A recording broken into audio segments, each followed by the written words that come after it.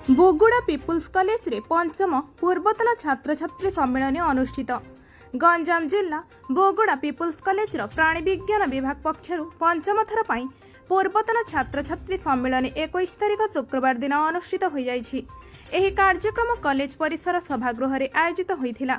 उक्त कार्यक्रम अध्यक्ष हरिकृष्ण नायकंक पौराहित्य रे अनुष्ठित होइथिबा बेले एथिरे मुख्य अतिथि भाबे heredity bio science CEO Gopal Krishna Purohit सम्मानित अतिथि भावे जोग देइथिले।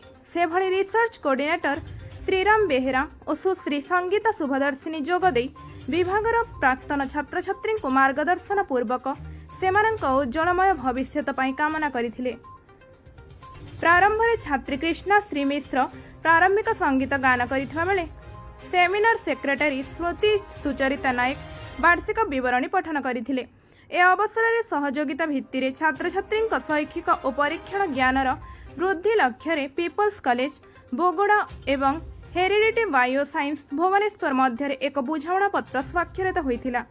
एथिसह अध्ययन सांग को अन्यान्य क्षेत्र में पारंगमता हासिल करिथिबा विभागीय छात्र छात्री को पुरस्कृत करा जायथिला।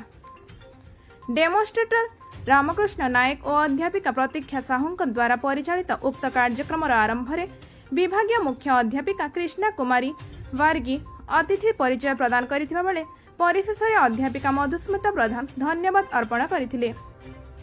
गंजाम जिला उपप्रतिनिधि विश्वम्बर दास का रिपोर्ट शक्ति।